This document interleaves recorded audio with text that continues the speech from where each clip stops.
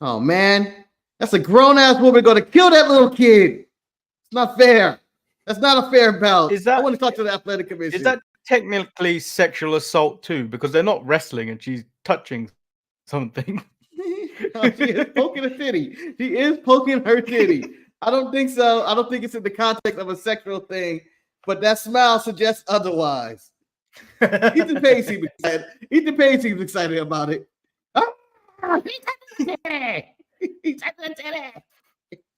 Well, he's more excited that he gets to whoop that trick. Yeah.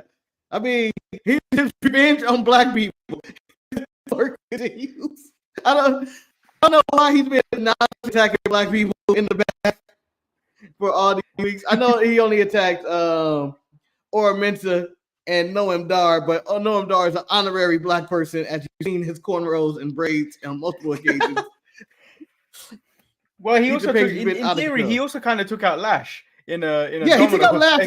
He got a 2-for-1. 2-for-1. Maybe it's all that time hanging around Scorpio Sky that pissed him off. But welcome everyone to the Untitled Manny and Marcus show. I am Lord Manny Hayes. He, coming out of Studio 2007, is Marcus the Tron Vanelli. Check out that echo. And ladies and gentlemen, this may be the first show in about an entire year that Marcus is not wearing the podcast sweater. Yes. Which means bad luck is going to happen to him. No, Manny. Bad luck is going to happen to all. The timeline has been ruined and adjusted. And the only reason I'm not wearing the sweater today, not because I'm in a new location or whatnot, it's because I'm too lazy to unpack it. It's packed up. And I didn't want to go through the bag. And I was like, which bag is it in? I don't have to just go through a bunch of shit. And I was like, you know what? I wear what I got. So today I'm wearing Stunning Steve Austin shirt. This is a Steve Austin. But whatever. So Wes has immediately in the comments says, no Ava hate will be tolerated today. And do you know what? That's a strike on you. That's a strike on you. You don't tell me if I can't hate Ava or not, but I agree. To be fair, she isn't the problem this week on NXT. There are multiple other ones, but she isn't the one this week. Because we're going to start. We start off with Ava. I mean, wait, we're going to start with Dynamite, huh? If it was a quiet week, sure, Ava may have got hated on, but because there was so much that happened on NXT this week, I think she slips under the radar. Yeah, Manny, I want to say this. I think, normally we start with Dynamite. I think we should start with NXT. I thought it was just too much of a newsworthy show to just be put in the backseat of the show. Okay. Nothing happened on Dynamite that I give a fuck about. I'll be honest right now. But I explain my Dynamite stuff later. So NXT kicks off with Ava coming out. She also brings out Sexy Red. Hold on, man. She didn't bring her out. Come on. You ain't gonna twerk for us a little bit, Manny? Multiple times? No. Come on. All throughout the show. Come on. I feel like she did damage to the... She may have done damage to the Stars and Stripes. Somewhere some Americans going, yep, that's Marcus. America. Yeah. America's a disgrace. You're twerking at a level. So... this is my first interaction, I guess, with, or I don't know if the term is first seeing of Sexy Red, really. I don't honestly know who the fuck she is. I don't listen to her music. I'm too old for that shit. As I said, if you weren't making music in 2018, you're not on my playlist. That was the cutoff right there. That's the cutoff. Playlist? Yeah, or whatever I'm listening to. You're not making my playlist. 2010. 2010. Manny, so if you don't have a CD, if I didn't buy your CD, I'm not listening to you. Yeah, I went, this is some ratchet ass shit on NXT right now. And I thought Ava did a good job bringing her out. I was like, I guess They unveiled the new NXT Women's North American title, which looked decent. White strap and then the red leather behind gold. I quite liked it. I know it's a women's title, but it seemed small. It seemed very small to me. I don't know why. Yeah, but I think the men's one is just very blocky in the first place. I don't think you would want that to follow on a women's title because then it just looks like a big hunk of title. Yeah. Do you think this title is still necessary? Like, I think they do have a lot of women in a mid-card women's title. Women they have on NXT, I think it is necessary. I think the amount of women they have on NXT. Yeah, I think on NXT in the women's division, they need to have it. I think the main roster needs one, but I wouldn't want to create a new title. I just think there should be a universal mid-card title that you could just go to any show with. Yeah, I think you could use this I think you should really use this as the one that floats between brands.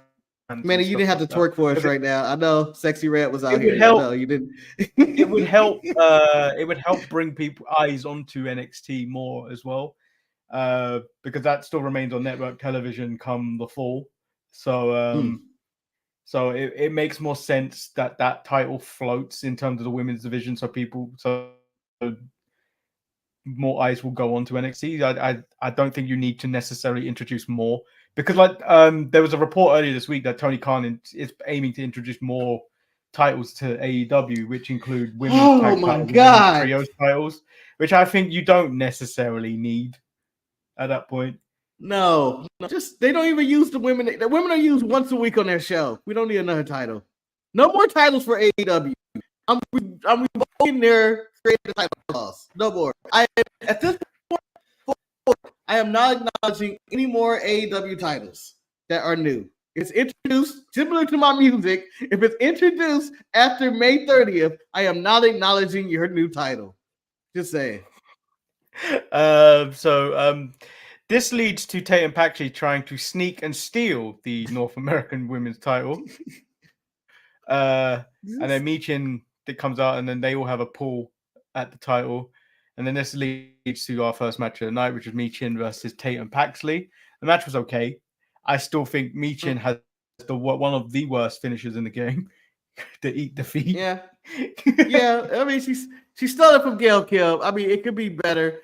It's all right, but I didn't think the right person won. I'm more of a Tatum Paxley fan than a Michin fan. Tatum Paxley should have won. It should be about NXT and not the main roster. I can't believe the entire OC is on NXT now. That's what also occurred to me. Yeah, and likely to become champions. Yes.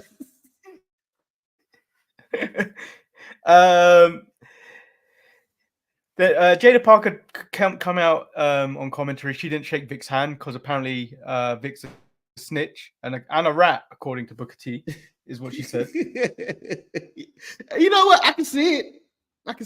Vic don't look like somebody that. I think if you gave him a pack of McDonald's, you gave him some McDonald's, he'll be ratting and telling you about everything. I think he's elite. Well, I think Vic would have been a good sidekick to Dijak. Evil detective agency. But I would like to declare this. I think, as much as I say I can see Vic Joseph being a rat and a snitch, I'm going to say NXT currently has no snitches in their locker room because shit would have leaked. Yeah. Where are we? So Gallus are accused by the Metaphor for taking out Noam Dar. Then main man Mensah accuses Trick. Lash refuses to believe. She later goes on to she's going to ask Trick. And then Aura Mensah is also attacked. At this point, I thought they were faking it. I was like, oh, they're just faking it now. Aura was faking it. He was just, I was like, he's faking his attack. That was where I was at with this. But it looked like a government claim is what he was doing for looking for aid. It looked 100% like that. Oh, I've been injured at work. Oh no, I really want to work today. I can't. Please make the check out to Aura Mensah or Oliver Carter. Either one. Ridge Holland takes on Riley Osborne. Ridge wins with a package DDT, which looked decent. I mean, he ain't gonna kill anyone with that move. Riley didn't shake his hand at the end of the match. No, Riley's out of line, but as well as a clean victory from Ridge and out of control. Manny, on your temperature for Thea Hell, this is one segment. How do you feel? Oh, by the way, NXT already has a strike for Sexy Red and Booker T. They got 2 strikes, so I have to jump just because. Yeah, but Booker T gets multiple strikes throughout the night. You can't count them. Can't even count them. What? Again, it's just too much. You know what I mean? And it's going to end up with it's going to end up between him, Ridge, and Riley fighting for the love of Thea Hale. And I'm just like, this doesn't work. Please stop it. Drop it like they dropped. Do you think that's where? I don't think it's going that route. I think it's about Duke and Riley separating from Chase U and becoming a tag team. And it's going to be Ridge, Thea, and Andre. Ridge don't need to be in Chase U. He's an old man. He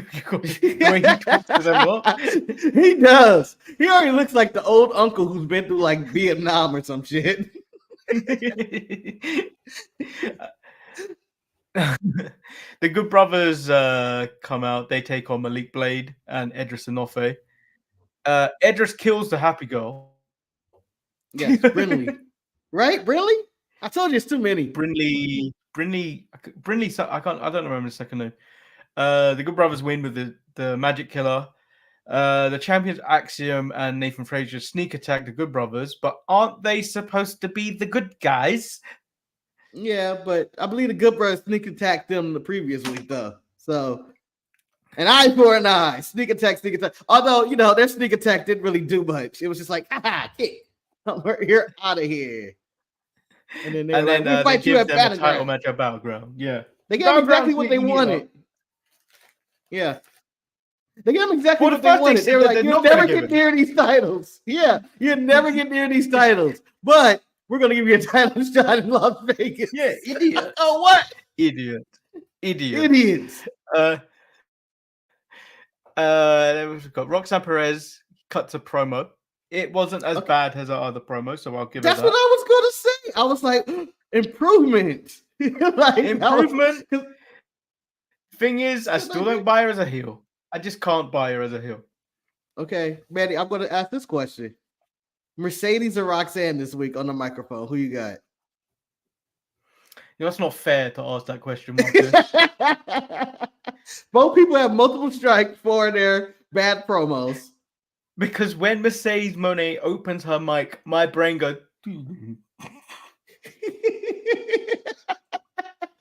I get the same with Roxanne. I go, oh boy, here we go. I get the same reaction whenever they're alone in the ring with a microphone. Oh boy.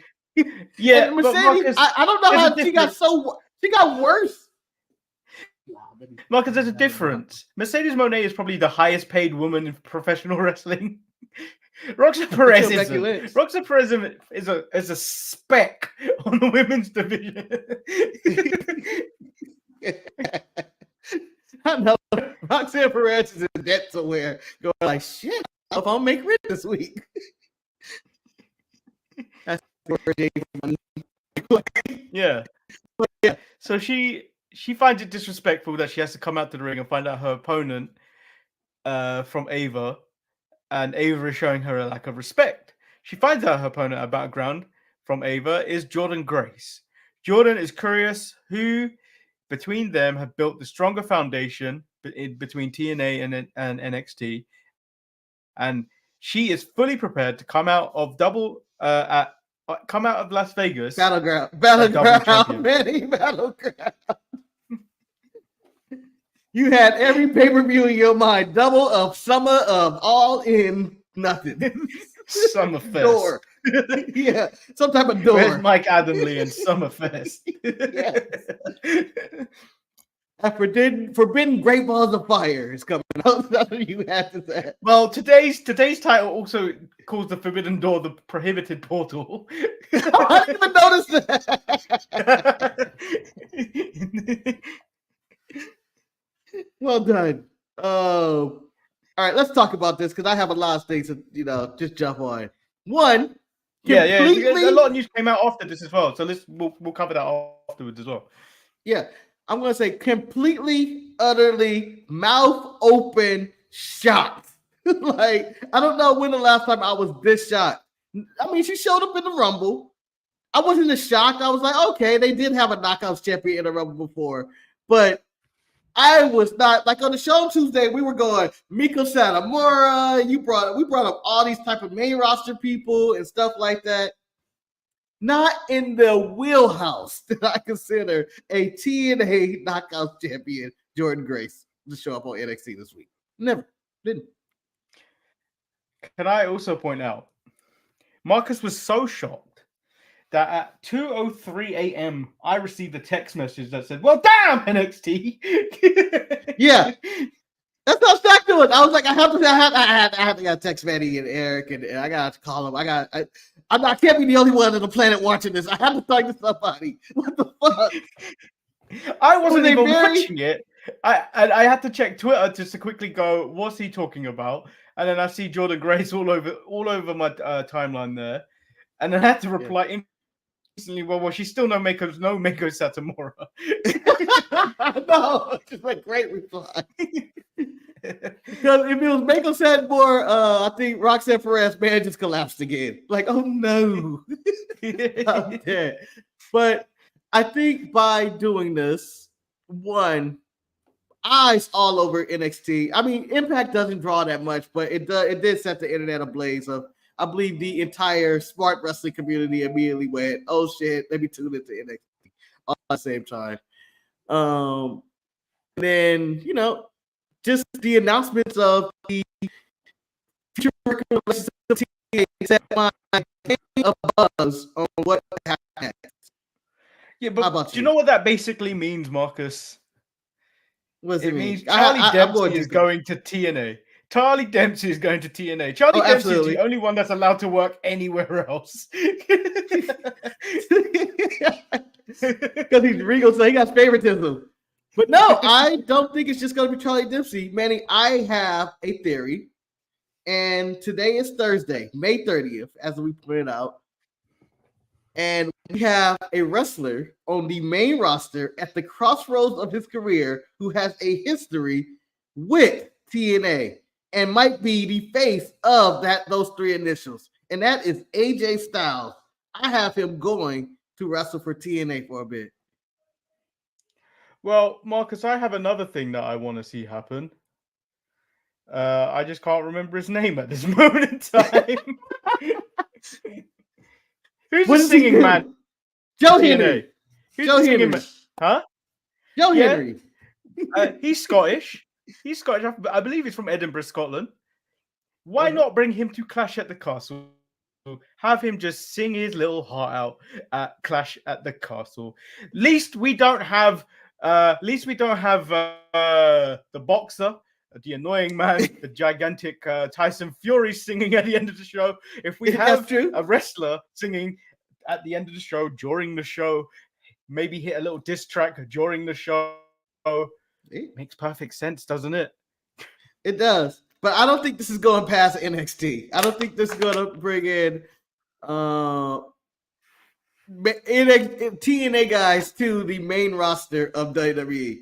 I don't think that's going to happen. I think they're going to work with NXT. And hopefully at Worlds Collide, as someone I think brought up, I can't remember who, it would be Impact versus NXT, which I think is something that would be absolutely, it would be amazing. Some of the matchups you could think about. Obafemi versus Moose is something. Dolph Ziggler can return to WWE. Mustafa Ali as well can do some stuff. Like, I could see a lot happening if they decide to pursue this relationship. And I'm more excited for this than AEW's Forbidden Door, because we've seen Forbidden Door twice already. About to go to a third time. There's no one new coming in that they don't have. Like this is a real Forbidden Door either this time around. Like, I know it's not that far away either, but like it doesn't feel like anyone really is going to be like major's going to be in those types of matches. So CMLL is the only kind of addition, and I don't care about CMLL. Yeah, their last impression on the company was they're not allowed. They're not going to be on TV with AAA guys. That was my big takeaway. of CMLL. The last showing of them when they were wrestling, was it the Blackpool Combat Club? Yeah. And they were jumping around. I didn't learn a single person's name. I didn't know. When one of the dudes came from Battle Royal, I forget his name again. And I went, Mystico. the CMLL guy. No, not Mystico. The technical wizard. I forget his name. The one that I thought, the one I took my eyes off the screen for like a minute as he was coming out. I was like, Quang? What's Quang doing going out here? And obscure wrestlers of the week. I honestly wish we did a segment called Obscure Wrestler of the Week. No one good. Just someone like Quang and the Damien Dementor, or, people who pop into your life. We will probably get to the chat later, guys. I know there's a lot going on, but I wanted to bring this one up just because I saw it across. Bring back Top Dollar for no reason, just for no reason. You don't even have to bring him back to wrestling. My favorite show is not the same without him. No. Most Wanted Treasures is not the same without Top Dollar. His enthusiasm of, and he was legit excited about all this. I don't want to see Lita and Mick Foley do shit. And Booker. I don't want to see Mick Foley because he barely can walk. When I see Mick Foley, I see old Darby Allin, and I go, oh boy. Anyway, back to NXT.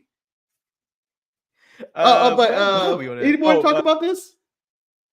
Well, I think you've covered that there's going to be more of a working relationship. The other thing to come out of this was Stevie Turner wanted an opportunity. She got in the face at Ava, and then Jordynne Grace challenges her to a match next week. Stevie's going to get killed. I think we saw one of the best video packages of this week. DJ Tatanka says he's healed and he's cleansed himself going through the fire and he is reborn. I thought he burned all his ships, Manny. I thought he was Baron Corbin in it, but I think he did it very indigenous style. And when I was imagining what was burning, Trey Bearhill. Incense. Yeah, Trey Bearhill and a load of incense.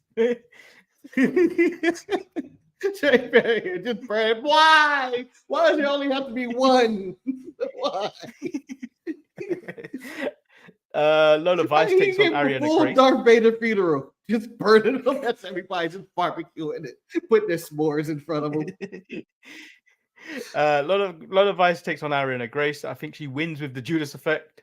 Lola and says Shayna has two options at Underground: tap out or knockout. You choose, bitch. And then Shayna held back from getting at Lola Vice. You know what I liked about this pull apart, man? Just not because it was great or anything. Shayna was being held back and she was coming out, but four random guys grabbed Lola Vice who wasn't moving at all. They just like, she's going to jump at her. She's like, huh? Oh, maybe I should start attacking.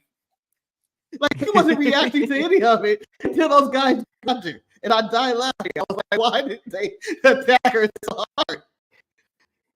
She was a peaceful person.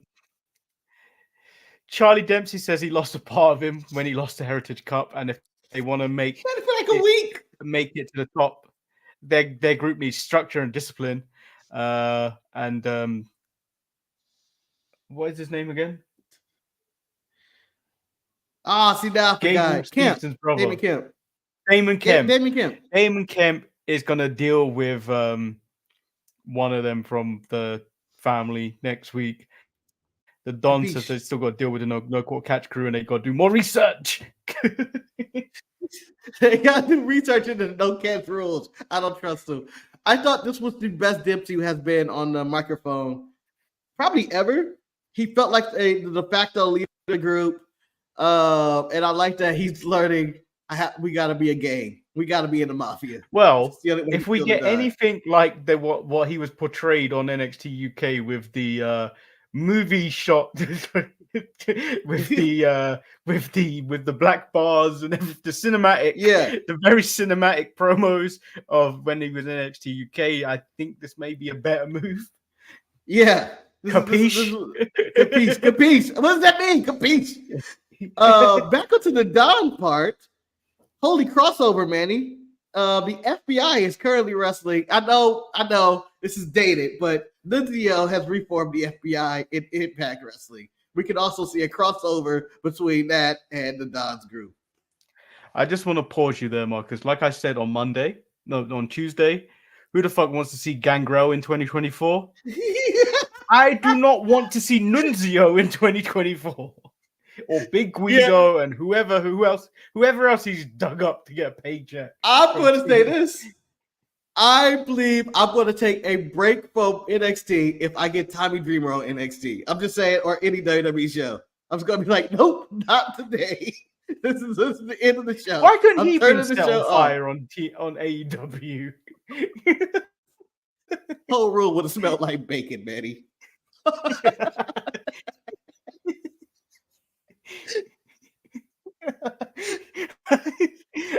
Dante Chen takes on Lexus King. There was a video package, and then Dante Chen is chewed out by Lexus King, which sets up this match. Dante steals a win, but pays for it as Lexus gets his heat back and then some. Yeah. You know what my main takeaway from this was? One, I'm always curious of what Eric's gonna rate Lexus King. I was really looking at the facial hair. He's gonna get good this week. I feel Eric is gonna give him good this week. I don't know. But I'm gonna say this. Is his gimmick to be the Tiger King? Because that's what my takeaway of who he is. Is he the Tiger I feel like his gimmick is Jericho. I feel like it's Jericho, but I'm leaning toward the way he's dressing. I like Tiger King vibes. Until he gets a nemesis. Until he gets a nemesis like Carol Baskin, I don't think he's the Tiger King. I hope that's where we. Honestly, if he went that route, I would have been more supportive of everything he's doing. Also on this show, I don't know if it's going to be wrong for your notes. Wait, the only person I'll accept as is Carol Baskin is Natty. Oh, that'd be perfect. That's so perfect, man. It's the only person I'm accepting is Carol Baskin. I 100% want this. In fact, next year, if you do not get this, I will boycott your show. That damn Natty Neidhart. Bitch. For no reason. Oh. Fuck, I forgot what I was going to say earlier. This is probably not your notes, but Sean Spears randomly talking to black people in the back throughout the show and every video package and saying, if you look in the background, he's talking to all of them. I didn't know he was doing that in the background, but I know I have what he said. He came on in front of the camera later.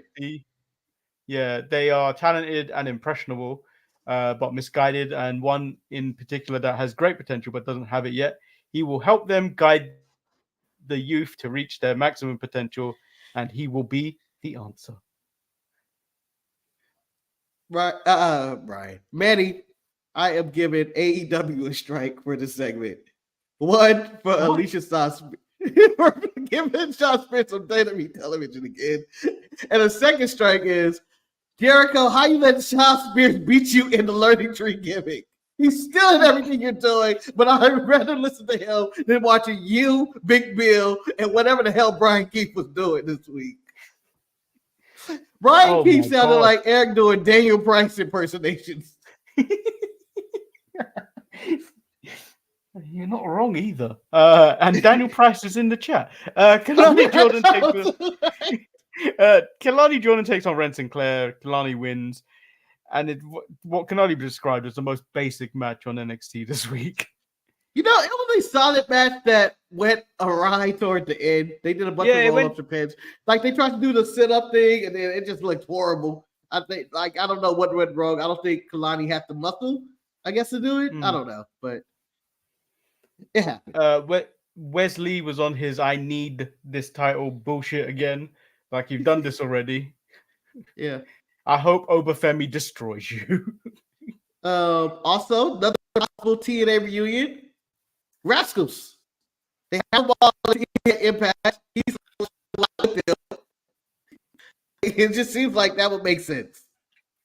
Yeah, but that's more of a one-off thing, won't it? It's not like they're going to loan him to TNA. No. It'd be a one-off, of course. It'd be whatever feud either one of them are going on either show, and they have maybe a 6 or 8 man tag of some kind, or even a single or normal tag. But I'm down for this working relationship. There's so many like side stories in between and that weaves in and out from history. Even me and you, Michin, can go back to TNA and be like, oh yeah, I used to wrestle here. If I add some elegance. Then we get the main event, which is Trick Williams and Javon Evans with Sexy Red versus Gallus. They have a backstage segment together, and it may be the most hood segment you could ever get on NXT. Yeah, Sexy Red, man, you gotta do it for me. Go do it sexy. She's dancing, twerking, and they talking, and young OG. I'm gonna say this. I'm all in. I got all my money on Levon Evans. I think he has too much of a bright future, even though I say I would not support anybody who will be 40 when I turn 60. Like, he's still going to be wrestling when I'm in if I'm alive, in a wheelchair in an old person's home, going like, fuck, Levon Evans is still wrestling. Well, that's technically what you just said is my rule for sports jerseys and stuff like that. You should never wear the name of someone that is younger than you. Never. That's everyone, though. So all throwbacks for you from now on. Yeah. Because once LeBron is finally out the league, I'm older than everybody in the league. Yeah, you can't wear their jerseys. It's weird. It makes me so Don't sad. idolize a man that's younger than you. Unless it's your son. Or your NBA, they're all 20 years old. Like when they were talking about Anthony Edwards and even Luka Doncic, you go like, fuck, man, these people are still 22, 23. You go, those years are long past me. They have hope. Then Trick wins the match for his team. Lash asks him at the end of the match, did he take out main man Mensah and Noam Dar? The lights go out, which I'm over this. Just run out and just do your deed. I'm in the same vein with you, but I think NXT doesn't do it as much as AEW did it, and even Impact. Last time I was there, they did it like 40 times. So I think that because WWE doesn't do the blackout attacks as much, I'm going to give them the pass. WWE, it's but everybody else has overdone this in everything. Like, what is the production guy in on it? It's even worse when the House of Black are on, because that happens in 4 times in their segment. Yeah, that's 3 of their entrance. They're like, spooky. So Ethan Page attacks Trick, gets a 2-for-1, and reveals that he's the one that took out Mensah and Noam Dar, and then he's going to whoop that Trick. Oh, Trick's gonna get the tightest tits in the game, whooping his ass. I'm giving the belt to him. Just like, by the way, I'm giving the belt to Jordynne Grace. That was the other thing I was gonna say. Roxanne's gonna lose that belt. I don't. You think? I think she's gonna lose it. I think it works better. I think it makes more sense. You give her champ. It brings buzz to Impact and NXT or whatever. And Roxanne can fuck off to the main roster or whatever her life is she wants. Just saying. I'm just saying. That was no disrespect to her. I'm just saying. We can do that. But I'm giving NXT a strike because their other 2 main champions were only on screen for like talking segments. I haven't seen Obafemi do anything in weeks. He was on commentary last week. Yeah, but that don't count. You know what I mean? Yeah. He hasn't been in the ring, be looking dominant. Roxanne hasn't really done anything outside of complaining for the last couple of weeks. So like, and then Trick was kind of the same thing. Only he had a tag match this evening. Yeah. So for we me, finally gave Trick feel like something they to do. need to start. They're starting to have a problem where they're not really doing much with their champions. Because they're focused on the women's division. It seems like they're just 100% focused on whatever's going on in the mid card or any other woman on the roster. Like, and whatever I guess Callis is doing. Like, make Callis part of their focal points. But I think the signing of Ethan Page is a really good signing. I thought he was wasted in AEW. I think on numerous times in this show, we were like, he's extremely charismatic, but they would not use him at all. Similar to the way they use Ricky Starks and a few other people on their roster. Like, I like this opportunity for him. And I think it's a good opponent for Trick. Is he going to win? I don't know. I don't know where they're going to go with this. I don't think they're gonna put a title on him, but it's a good pickup. I did feel like AEW were wasting him, but like someone like him does go under the wayside when you pull in the people that they pulled in, and since the last 2 years. Yeah, and it's unfortunate that all these other people became available, and they didn't really elevate him any further. So his position on the card just fell. It's unfortunate that he didn't stay in AEW, because I think that is a big. They're not going to feel it right away, but it does feel like it's a big loss for AEW. Yeah, I've always felt. Yeah, I felt he fit the same vein as LA Knight, Ricky Starks, and Ethan Page. Charisma-wise, I feel like they're on the same level. Like, these guys, give them a microphone, they can do a lot of work with it. Well, I feel he's like Baron Corbin. I was like, the distance in the game is still one of my favorite lines, honestly. I feel like he's Baron Corbin, but with more charisma. Ooh. Because he's the type of guy like Baron that will do fucking anything that you tell him to do. Like, yeah. Remember when he did the Karate Man bullshit that went viral when he was about to leave? Yeah. That was nonsense, but it made it work. It still made it work. Like, so he's the type of person like Baron Corbin that will just do anything you ask, and will do the best he can with it. Yeah, before he left AEW, I was saying he was a young Bobby Roode. It was just like watching Bobby Roode in his young days again. Yeah, but I feel like there's more to him than Bobby Roode. Yeah, I agree. But NXT, exciting show, impossible to beat. I don't care what 10 minutes of SmackDown happens unless Roman shows up. That's the only way SmackDown can beat it tomorrow. I'm just saying. He ain't ever showing up again. He's done. He's done, Morgan. You gotta get used to it. I'm finished. But on to the Dynamite, I guess. Yeah. And I have a wild take coming up for Forbidden Door, by the way. I don't have any takes for Forbidden Door. You were doing the notes for AEW Dynamite, as I am refusing now. Oh, come on. What the hell? Oh, this week, I barely watched the show. So I'm going to give my notes. We get to go CEO again as she comes out for the first time with the TBS title on Dynamite, located in sunny Los Angeles, where a show I considered going in the middle of the week, but I was moving it. I was like, it doesn't work out. But when I turned it on, I go, oh, yeah, they're in Los Angeles today. I forgot. She goes out there, and I can't tell if she's a heel or face, because she's talking about she's the greatest of all time, but she's also snaking Willow, who she accused of, at some point, and then she was like, but Willow's stupid because she didn't see that turn coming. She would have seen that coming, and she was just all over the place, and she sucked. That's what she was absolutely terrible. And I was like, what are you doing? When she was saying Willow's stupid for not seeing that, I took from that it takes a snake to know a snake. Yeah, they both speaking partial tongue in catering. He was like, oh. Anyway, the sky turns blue, and on the Tron we get a recap from the random Mercedes attack, a storyline I forgot all about. Do you know the thing I have a problem with this is? Yes, she said she did it. It's clearly on camera that she did it, but like they didn't show her do it. Yeah, I was thinking we are going to get a second angle that she was going to say, like, I have my cell phone footage of this attack. But Sky Blue says, it was me, Austin. It was me all along.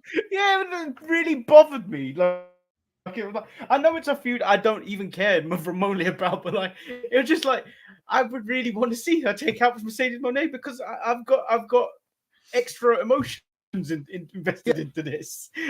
And so here's one of the best things. Oh, it's Mercedes' first opponent coming toward the pay-per-view. But no, Sky Blue goes Sky Blue. She wrestles for this title tonight. And as always, Sky Blue loses the match. I know I jumped ahead, but we all knew that was happening. Sky Blue ain't never won on a Dynamite. Yeah, and then while you're there, you might as well say Stephanie. Is it Vakir? Yeah, from CML. Close enough.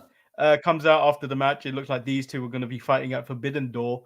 They did have a video package of who Stephanie is. I wasn't necessarily paying attention.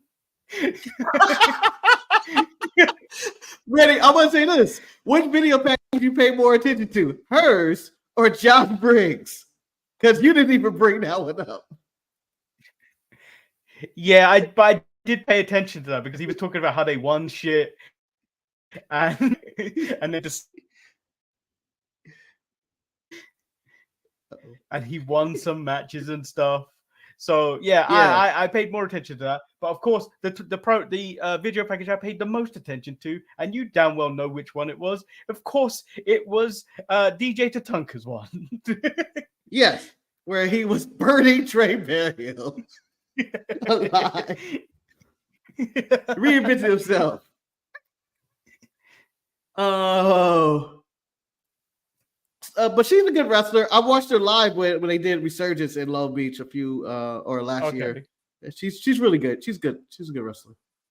Is she someone that AEW are probably going to like to try and pick up, or is WWE going to try and swoop in and take her? I think that she's a definite AEW signing. I don't think WWE is going to swoop in. But who knows? I mean, at Forbidden Door is basically Tony's combine, where he just takes and picks and chooses. Like, I got that person. Oh, I got that person. Jay White's mine. Okada's mine. Shooter Umino. I'm going to take you too. Whatever. But that's kind of what Forbidden Door has become. It's that it's open door or open house that they're going to start calling it. Moving on. We move to the House of the Dragon. House of the Dragon invitational match to fight the world champion in an eliminator match because, goddamn it, Killswitch deserved this after Christian's already been beaten. Anyway, long story short, Killswitch kicks out of Swerve's stomp like everybody else does in the world of in AEW. Kicks out and is like, no. But wrestlers and audience pretend like they're completely shocked, only for the person to get beat with the very next move. Swerve wins and then proceeds to do what I'm going to call only one of the very few Swerve strikes I'm going to probably give in my lifetime. This is a two-striker right here, Randy. A two-striker? A two-striker. One, I don't give a damn about Luchasaurus' hair. I know he's not a fluid. I don't give a damn. I really don't. When it's an eye for an eye, I was looking at the game last week or whatever, and I go, who cares about this? Who remembers this? And the reason it's a two for her is because when he cut the hair, you could clearly see that ponytail was a part of the mask just hanging there, and it was moving with the mask. And when he cut it, it just came off the mask. And I went, this deserves 3 strikes. Because even Swerve promos later, as he's sniffing the braid in the back. So, I got your hair, Killswitch. I think this may be 3 strikes and Swerve is out kind of deal with the Killswitch match in the House of the Dragon. The thing that followed this next, Marcus, was TV time with Chris Jericho. And I think this is every strike possible. I'm going to tell you this first hour of AEW, if I was Warner Brothers Discovery, I'm canceling the show. I'm offering you less money. You weren't happy with the deal before. You're going to not be happy with the deal after. Due to this first hour alone, it was just, to me, it was almost unwatchable, especially when Jericho came out with the learning tree. Yeah, it was bad. And then, do you know what made it worse? The Bounty Hunter. The Bounty Hunter was terrible. Yeah, he came out there like he was a member of the not Southern Water Temple. I'm talking this real life. The South Confederacy. And he thought, I need to learn on the Jericho. We all need to appreciate you people. Shut up. You people shut up. And I was like, oh my God. This segment has just really Jericho has not only jumped the Marcus, shark, Manny. You know what this was? This was this Dave Chappelle from the Chappelle Show skit of I can't remember the character's name, but when he was blind, he was blind and he was playing a member of the Ku Klux Klan. Yeah, Tyrone Biggins. No, Tyrone Biggins is a crackhead. No. Oh, I can't remember. Yeah. You know who I'm talking about. I know what you mean. We all know. You know. You guys were around 2003. According to our demographic. Clayton Bigsby. That's the one. Clayton Bigsby. There we go. Thank you, Daniel Price. Thank you, Daniel Price. I got more. He was more Sam Jackson selling Sam Adams beer from the Chappelle Show more. Yeah, it's beer. It's good ass beer, motherfucker, whatever. That's what it looked like, and I can't believe this was on television. As long as it was, it felt long too. Samoa Joe and Hook had a thing, and I was just like, stop. I mean, it seemed like this segment interrupted Samoa Joe's vacation, who grew up in Huntington Beach, which is not far from Inglewood, California, and this is what he was told to do. I believe Samoa Joe was in the back drinking cocktails or something out of a pineapple or something, or a coconut. He had a giant straw fedora and shit background. Yeah. Just ridiculous. This segment was horrible on all levels. All levels. In fact, but you know what followed this?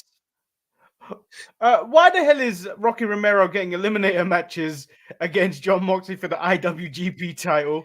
That's a title that's not even AEW's. Why are they doing AEW rules for this nonsense of eliminator matches? I don't know. Jeff Cobb went on Twitter and talked about the same thing. So about they want to earn title shots and all that shit. And now this Rocky people just give out shit here at AEW like their other titles. It's ridiculous. Like that's what Jeff Cobb said, and I'm assuming he's gonna have a match with Moxley maybe coming up soon. Who knows? Or he was just watching it going, it's some bullshit. I don't mind Jon Moxley being the IWGP champion. I don't mind. I don't care. It doesn't bother me. But he should not be doing things for New Japan on AEW TV. He should not be defending the title on the AEW TV. He should be defending it on New Japan TV as a representative of AEW. It shouldn't be that title features on AEW when AEW have their own world title. Yeah. Also, technically 3 world titles because you got your Continental, International, and the world title, which are all the same thing. It sounds like a 3-in-1 soap. We got your shampoo, conditioner, and body wash. That's what it sounds like. Oh, John Moxley took a vague shot at Roman Reigns this week in his promo when he was talking about I'm here day in, day out, and he's like, you know, and I'm assuming he just brought up Disneyland because he's in California. Maybe it wasn't. He's like, I'm not at Disneyland taking all my time, huh? Because, you know, recently Roman was seen at Disneyland and like some VIP. Was that directed at Roman? I thought that was I just thought that was directed at someone else. No, I thought it was vaguely directed at Roman. Stokely took a shot. Stokely took a mean shot because that could have been at anyone. Yeah, that was like, I was like Malachi, Miro, Saraya, who else? Saraya is mad at AEW apparently as well. Yeah, she put out a tweet talking about I'm sorry speaking my mind, and I don't know if that was in character or out of character. Match against I forgot who it was against too. Yeah, her match got pulled, but in place of the Mercedes match. But that's more on Tony Khan, if anything, because that's not. It's like you could have 2 women's matches on the show. You could have just cut out TV time with Chris Jericho. By the way, according to I believe it may have been even. Oh, Mariah May. Thank you, Daniel Price. Thank you for fact checking us. We have you here. But no one else fact checks us. I know. We just say random names. But thank you. I cannot remember who it was too. Apparently, before the show, according to the dirt sheets, may have even been Meltzer. Tony Khan tore up the script before the show. So it's not that. That's what I read somewhere. The story is that AEW talent are currently frustrated because AEW is presenting itself kind of like how WWE was in 2019, where you didn't really know when you got to a show or like days before a show what you were going to do. So like there's certain people, certain talents in AEW that are being told you need to be here because we want you to do something, or you're turning up to TV and you're ending up not doing anything. Okay. So it's that kind of thing. He's not necessarily tearing up scripts. He's just not sure what he wants to do. It's not sure. out. He's just changing things as it happens on the day of the show, and things are getting cut and moved around and stuff like that. So it's not a scenario where Vince is tearing up the script again an hour before the show. But it's when you start hearing things like that, it looks like it's starting to go towards that direction, and it's signs that Tony's got too much on his plate. It sounds like I'm defending AEW, but he's clearly got way too much on his plate. He does. He's booking Dynamite, Collision, Rampage, ROH. Then he's got the Jags to look after, Fulham FC. He just needs someone. He needs to just like, this is my vision for AEW, and then you tell someone else, you deal with it. He shouldn't necessarily be the head booker of it the whole time.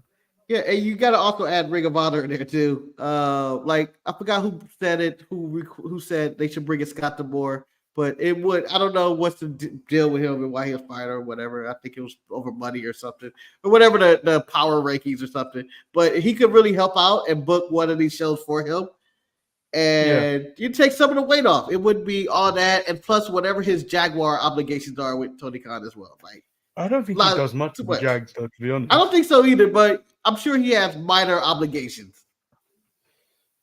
Moving on. John Moxley did that. Don Callis come out, I believe, with the contract for Orange Cassidy. The contract to Orange Cassidy, who tears it up. Chris Statlander accepts on behalf of her best friend, Strike Trent. Yeah, she's getting a strike for the worst outfit I've seen anybody in any wrestling show.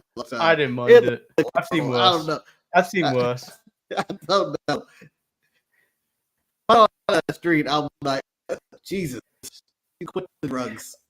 I mean, if I was American and what Sexy Red did to that American flag, I would find that was disgraceful. I will tell you this. If I saw Statlander and Sexy Red at a corner, I go like, oh, that is my neighborhood.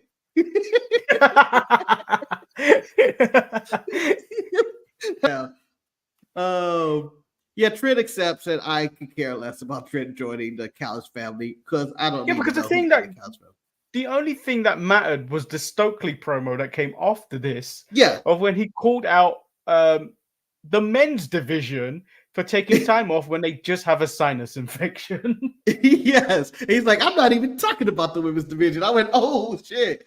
I thought Stokley was one of the high points of the show in the opening segment when he threw it to Statler, and then in the backstage promo. I thought that he deserves more TV time. He's a much better personality than Don Callis as well. Out of everyone WWE lost and that moved over to AEW, I still think, for me, he is one of the biggest losses that WWE let go from NXT, because he is hilarious on the microphone. He can get anyone over. Yeah, and when he talks, I'll listen. I immediately shut the fuck up. Whatever we were doing, we were building the sofa or whatever. Which I guess I could go to sofa game. It was a struggle to build a sofa that could probably fit Hornswoggle and Max Mitty, and then both be like, "This is a little small for us as well." That's how small. Well, when Eric texted me and said that you two put it together, I felt like this was a lot of arguments, a lot of sweat involved. A lot of sweat. It was a lot of sweat all day. I would like to say we put our blood, sweat, and tears in all of this. Something that I'm really upset that Amazon ripped me off on. It looked bigger in the picture. I was not expecting it. It looks like, you know what? That looks like it's going to break within the next 3 months. It is. I think so too. Like, we even left some screws out because some stuff didn't work. It was a disaster. I believe Manny has an image of it. Maybe we'll show it later in the show. I don't care. That's out there. I look like Shaquille O'Neal in a normal bed on a normal couch. Ladies and gentlemen, I am not that tall. I feel like Gandalf in the Hobbits. He's just walking around. Is that what you bought it? Just so you could look big in photos? That's gonna be my Tinder pic. Oh, he's like 7 feet tall. He must be an NFL player. He must be an offensive lineman. Yeah, we'll show that. We'll show that off. We'll show at the end of this. Stay tuned. So the Elite, Okada gets given a Lambo. They strip Adam Copeland of the TNT title and give Jungle Jack the title, but Christopher Daniels has been named the interim executive vice president by Tony Khan, and they are going to have qualifiers to wrestle for the title in a ladder match at Forbidden Door. My main takeaway from this one is I hate everybody involved in this segment except for Okada. I'm giving Jungle Boy multiple strikes. You can't talk about being set on fire and not sell being set on fire. Man, if you were set on fire by a flamethrower, I'm sure we would not be doing the show today. For obvious reasons. I wouldn't be showing up on Dynamite the next time. What are you, Mankind? Yeah. No, at least Mankind would show up with bandages or dirt. This man looked like he looked perfect. If I was set on fire, I'm coming out in a wheelchair or something. I'm gonna be taped up or something. He just walked out there. He's hopping and skipping into. Yeah, I'd be full bandaged. You'd think I was an invisible man because I was fully bandaged. Yeah, right. It to me, it was too ridiculous, and it made me sick. And I hate to hear about the Young Bucks shoes. The only thing that I was entertained about was what Okada getting the mic and going, "What's up, bitches?" First, no, him getting overly excited. I know. And then getting excited, and then like perfectly fine. Yeah, he was like, "Oh my god, oh my god, oh my god, oh my god, oh my god." It was great. Okada is showing so much personality, and I love it. And I think he's the best thing about this new Elite by far. The Elite tried to take out Christopher Daniels, but the Acclaim stopped them. Max Caster, in his little suspension he allegedly had, came back ripped. Yeah. What? I can care less about Max Caster. I assume he went to prison and just kept working out the whole time. He grew out a mustache. I mean, I've seen him on Collision and stuff. It wasn't as drastic of a body change to me, but he has worked on his physique as if his contract is coming up. So the main event for me gets a strike just on concept. The Forbidden Door Casino Gauntlet. The winner faces the AEW champion at Forbidden Door. One, because the ranking don't make sense, and two, they don't know how many people are in the gauntlet, but the match ends when someone gets pinned. Yeah, Manny. Christopher Daniels came out there and he said, "This is AEW where title matches are earned." And the best wrestler. But yeah. Everybody says that, but where title matches are earned. But on this show, I saw Kill Switch in an Eliminator match. Doesn't earn that. Doesn't deserve that. Mercedes Moné won a title in her first match ever in AEW. Yep. Edge had an open challenge for the TNT title, wrestling all types of people. It just seems like it just made zero sense to even say that. And this Battle Royal, which is the second one that we've got this type of Battle Royal. And it feels like a month ago we spoke about something similar to this. Yeah, and Ospreay won that one. And Ospreay won this one. And I'm going like, why did they give us a rerun? And yes, I did appreciate that they did bring out a bunch of people, but it could have just been a regular Royal Rumble style Battle Royal or whatever. I just don't like the rules of this could end at any time. We don't know when anybody's coming out. We don't know how many people are in this. It's just a stupid concept. It's a stupid concept. Marcus, can I give this a strike for something that didn't happen in this match? Go ahead. So we had some New Japan people come out. We had some CMLL people come out. If anyone was gonna take a loss here, why couldn't they drag out my favorite Stone Pit? He's cheating. Really, that's why you're my partner, because as me and Eric was dying trying to build this couch and figuring out holes in this apartment, I said, "You see, ain't coming out." Like, you put him on his back for this one. Easy go too big. But how do you feel about Ospreay versus Swerve? It's the match at Forbidden Door. We were briefly talking about it before we went live. I feel like it's a little bit too soon. I mean, he's just become the international champion. Granted, that title doesn't mean anything. No. Because Roddy had that title for weeks and he did nothing with it. But I feel like this is something you build to, and you put some stuff into it to let it simmer a little bit before you throw it at me. Because if anything, Will does deserve a shot at that title. He does not need to go through the exact same match he did, as Daniel Pricewater just mentioned in the chat, for the international title. It's just like it feels like it's rushed, and I feel like the payoff we're gonna get, even though I know the match is probably gonna be really good, the payoff of like, will you remember it for what it was as a whole? You're not gonna get. So I'm in disagreement with you on this one, where I think this is the beginning of the planting of seeds. I do not like the way Ospreay won the Battle Royal. I do not like the concept of that, whatever.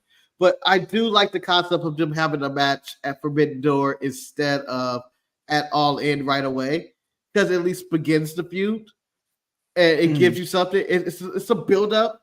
It's not just straight away. I think they're going to do an AEW trope on this one, and I think a lot of people might be upset about this, but you're either getting Swerve win via heel tactics and turns heel again, which, happens a lot, or you're going to get the 60-minute draw on a pay-per-view. You make that. And it's 60-minute draw, but you tend to get overtime when you go to a 60-minute draw, though. It doesn't just end. Yeah, they may give him 5 more minutes, extend those 5 more minutes, Manny, but Swerve will retain at the pay-per-view under any means, whether it's DQ, which would be disgusting, draw, or he cheats to win with him and Nana, because Swerve has cooled off as a face, as we discussed this earlier. He's cooled off as a face. He's not the hottest baby face in time. Man, he became the hottest baby face in time because he was a heel. And I think they're going to go back and lead him toward being a heel and cheating and being kind of, just breaking, I guess, into houses or whatever the fuck he was. But do you not think this is the perfect time to bring back Hank? I like what you're saying. I don't want it to happen, but it feels like it's the perfect time to bring back Hangman to ruin Swerve's title reign. Yeah, honestly, I thought Hangman was going to come out in this Battle Royal. I assumed he was going to come out and be the guy, and I thought that would be an excellent opponent, but I'm assuming they don't want Hangman to lose again to Swerve. I don't know why, but, it'd be like, 4 or 5 in a row, whatever it is. Yeah. And, but I think this is the right step. I think it's actually building somewhere. I think Ospreay should be the number 1 contender. He's wrestled everybody and whatnot. And if it was anybody else, we know Swerve is beating him. It's similar to the way he challenged Christian and whatnot. We know they're going with Swerve or not. But, maybe he does lose. Maybe Swerve lose because there's somebody we didn't bring up on the show. And I'm giving AEW a strike for this one. What the fuck was MJF this week?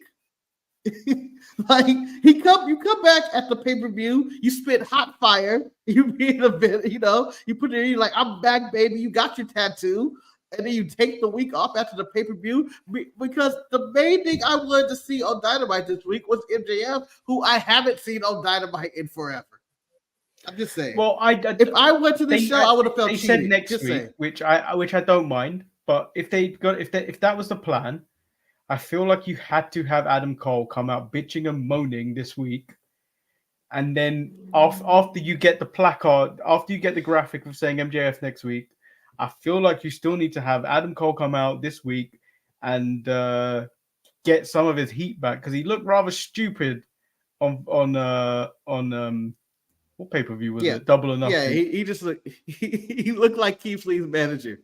Yeah, he just looked really stupid. Keith Lee was not around. I need help. Yeah, he needed to get his heat back, and then the whole Undisputed Kingdom failed. So like that should have been on this week. Yeah. So Manny, you're a native of England for All In, and I know I'm skipping Forbidden Door and all that. Would you have Swerve lose and have MJF Ospreay at All In? It seems like the bigger match. It will get more tickets like the bigger sold, match, probably. And it is the end of August, so there's still time to build to it. But I don't know what the plan for MJF is. It's still very unclear. The fact that he wasn't on Dynamite this week, it's very unclear what they want to do with MJF. Do you throw him straight back into the title picture? I don't think that seems right. But AEW book however they feel like, because rankings don't actually matter. And it could be like a Charlotte thing where you just throw her in the title match because they are that damn good. And AEW have had a dip. I feel like they dipped significantly the moment MJF got hurt. And my interest for the product did seem, for me, felt very low because I think MJF was a draw. And I feel like having him back in doing something, I think, means something. But I feel like he needs to earn his way back. Even though they don't like that, I feel like he needs to earn his way back into that title picture. Yeah, I just felt like we were missing him on this show. Like, I wanted to know where we're going with his character and whatnot, especially after Double or Nothing. Like you said, Double or Nothing. Adam Cole isn't ready to go either. I'm assuming Adam Cole isn't ready to go either. So maybe they stall on the whole thing. But I feel like that thing's ice cold anyway. I know a thing you can do. You can always go back to it as Wardlow versus MJF. I know Wardlow's dead cold, and he's as dead as I can't think of a wrestler that's more buried or under the ground than Wardlow. But I think they still have Drew a story McIntyre, there. 2002. Yeah, he's over there 3MB and shit. But I think you do still have a storyline there with them that if he beat MJF in seconds at Double or Nothing, like 3 years ago or 2 years ago, wherever it was, and he is Adam Cole's guy who he needs to earn Adam Cole's respect. We could always go that route, but I can see Ospreay versus MJF at All In. Also, I still think it's going to be a rematch. I think it's a rematch between Ospreay and Swerve, but I can also see the other way, MJF and Ospreay. I'm just saying, even though they've moved All Out, so it's not a week after All In. Oh, I forgot about All Out too. Yep. It always does feel like All In is the pre-show to All Out, even though this will be the second time it happens. But I feel like the title will be more significant match at All Out than it would be at All In. And I feel if Will Ospreay is in a tag match, I'm going to say it again. Just like how Kenny Omega was in a tag match. Unforgivable. Tony Khan, unforgivable. Don't give an idol. He may add another pay-per-view in between there. What? AEW tag. AEW All-Stars. And then you also have you have congruent tournaments going on, or matches or whatever, for the TNT title and the Owen Hart Classic coming up, and the winner gets a main event at All In. So I can see Ospreay again losing, and then also winning the Owen Hart tournament, which he said he's also entering in the media, whatever the hell. Yeah. So what happened in this time? I don't know what was going on in the chat. Looks like Daniel Price wrote an essay. Where do you want to start? I want to start with Tony Atlas, my favorite. Luchador brought up Tony Atlas somewhere here. Oh, Tony Atlas did somebody say feet. I don't know why that was even brought up, but Tony Atlas is live. Daniel Price, can you really make decisions when both Roxanne and Mercedes are both botch artists, charisma vacuums? They're both terrible. Yeah, Mercedes gets paid more.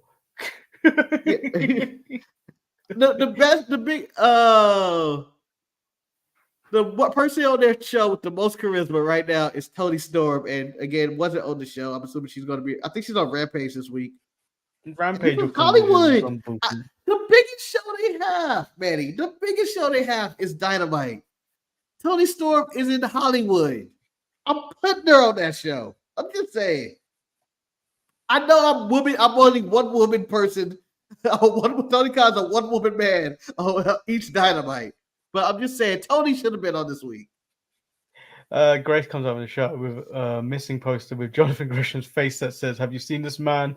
If the prohibited portal is open and Gresham comes through, or Josh Alexander, I am not covering their matches because they are incredibly boring. Well, you can have Josh Alexander versus Ethan Page, or they can even team together in a tag team match. Endeavor made a deal with Anthem at the end of last year to stream TNA content. So technically, both WWE and TNA are both under the TKO umbrella. I forgot about that. I keep forgetting about that. It's always brought up like every so often. You always forget about that. I believe he also had a comment about why Scott D'Amore was fired. We always forget he did try to usurp TNA and try to buy it. I always forget it, and then I'm reminded, and then I'm going to forget it again in 2 months. You have no idea what I sound like, but I can come show you. I can come show you when I come slap the taste out of your mouth for thinking you're being cute with some smart ass bullshit. Well, Daniel Price, me and Marcus both fight dirty, and you'll be you would need to bring weapons because we will double team you and destroy you. I got salt. And you know what? I have a friend that I call Fuji, and he's always with me as well. What's it? There's wrestlers. Oh, sorry about that. I didn't mean to. There's wrestlers in New Japan legitimately angry over Moxley having the title the way AEW is. Yeah, it's bad. It's a bad look. Ricky Starks has been sitting at home for months and nobody's called him or returned his calls. He's leaving when he's called. Yeah, I think he's the next NXT guy. He's gone. Like, that's gone. And I really think it's unprofessional the way they do their talent and just ghost people. Like, you never know when they're like, they just ghost. Just talk to me. Tell me we're not going to redo you. Oh, I forgot to give my hot take on the show. Go on, give your hot take. One, the pay-per-view coming up at Forbidden Door does not feel special. But I can make something look like more of a Forbidden Door than it actually is. Because if you do Forbidden Door and you say, hey, Becky, you want to do a one-off on an AEW show against anybody, I don't care, Becky Lynch, free agent right now, want to do a one-off at Forbidden Door, which is in 2 weeks, it feels like I'm working with WWE. I'm just saying, it would be really cool. I mean, you can't quite call her, you could probably call her Becky. I think that's kind of her name. Her name's Rebecca. But so I'm just saying that could be something that can happen at Forbidden Door. Becky Lynch can show up and wrestle in a one-off and then still kind of work with WWE and do some one-offs here and there. But I don't know if I do that if I'm Tony Khan. Because if I'm Becky, I ain't losing. Yeah, if they absolutely put the AEW title, they should have waited until. Yeah, I agree. That's why I don't think he's winning. And I think we may even get Swerve and him title versus title. Maybe they do Forbidden Door, All In, and then All Out, title versus title. I'm not sure about Bryan Danielson's contract because I think he may have 2 contracts. I think he's got a talent contract and I think he's got one of those backstage contracts as being the law enforcer, the social media law enforcer. But he's also said full-time wrestler. He's kind of done anyway. Yeah. So you don't know where his mindset is anyway when it comes. Well, the fact that he apparently needs to spend time with his daughter, despite wrestling that match on Double or Nothing, is worrying. All right, that off. I think that's all. Yeah. So we do have this week. We do have this photo of the couch. Well, that's not even set up to finish, but yeah, that is the setup. Yep, looks like a normal sized couch. I can see you tried to bury Swerve underneath the long sofa. Who's house? Shut up! Get under the couch. And then Marcus trying to be Shaquille O'Neal.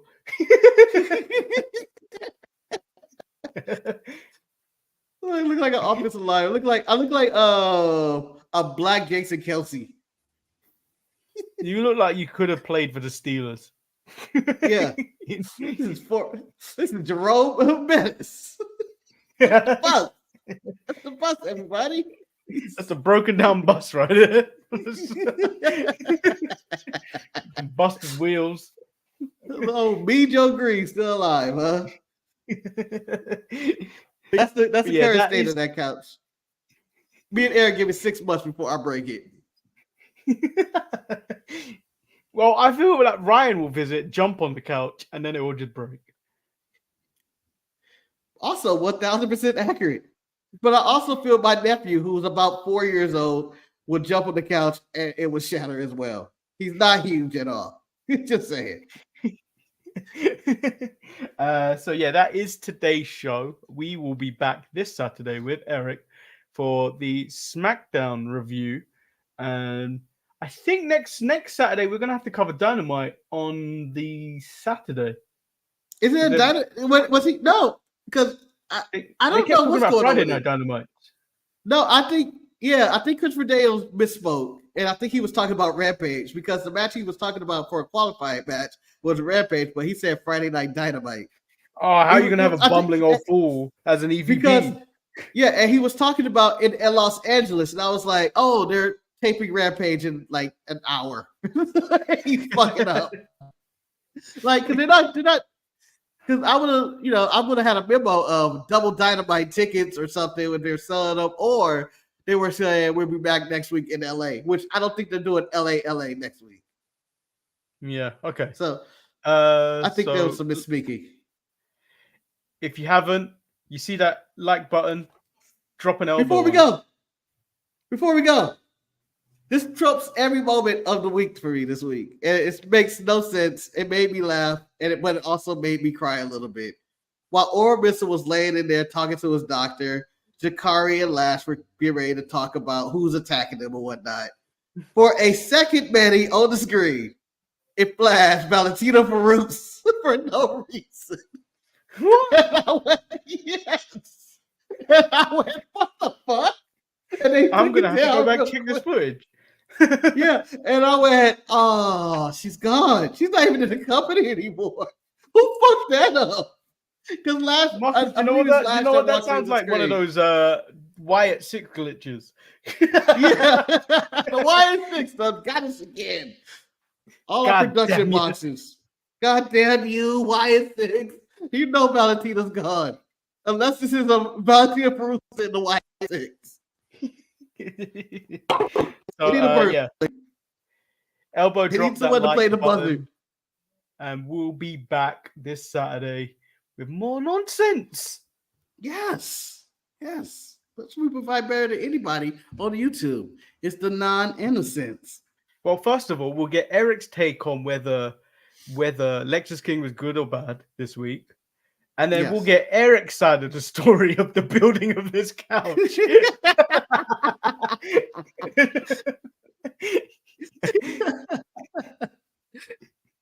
So tune in and stay tuned. I don't know how we get this shit. And will the podcast better be here Saturday? Who knows?